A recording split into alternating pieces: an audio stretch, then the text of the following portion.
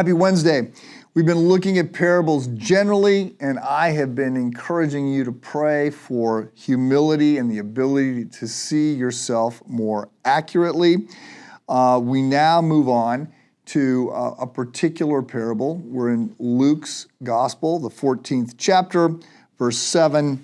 I'm going to read just a little bit today. When he noticed how the guests picked the places of honor at the table, we're going to read verse 1. One Sabbath, when Jesus went to eat in the house of a prominent Pharisee, he was being carefully watched. So, Jesus is being watched by the Pharisees. We think of them as bad guys, and there's a lot of problems with the Pharisees. They were zealously trying to protect the law. They thought that the way you were right with God is by keeping the law, and they are sort of the keeping the law sheriffs in their own mind.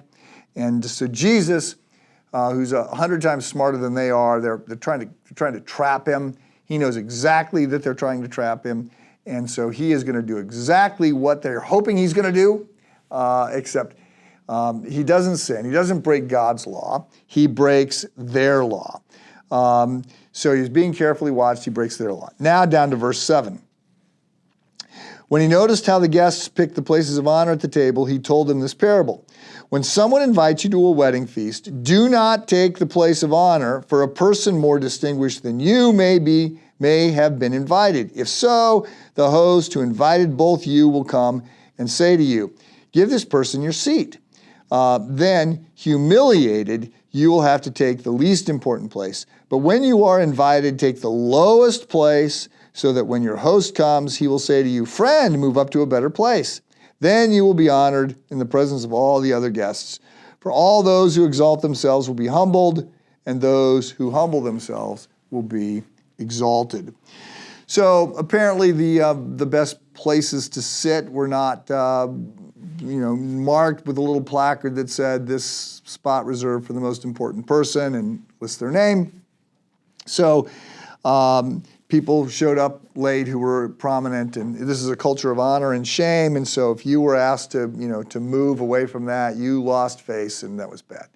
So I'm glad we don't live in a culture like that. I'm glad we live in a culture where those kinds of things are never used to keep score. I'm glad we live in a culture where what kind of iPhone or phone, I should say, you have doesn't matter. What kind of car you drive doesn't matter.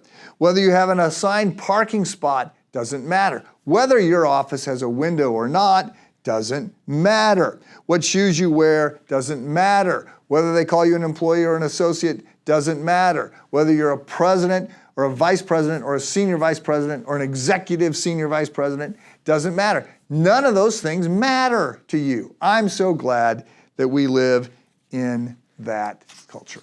So, of course, I'm joking. Our culture is very stratified in ways that don't matter. I want to remind you, we follow someone who washed the feet of his disciples. We follow someone who, although he was King of Kings and Lord of Lords, humbled himself, showed up to serve, and set an example for us to do the same. We want the perks, or at the very least, we want other people to see us getting the perks. No, follow the one who washed the feet of others.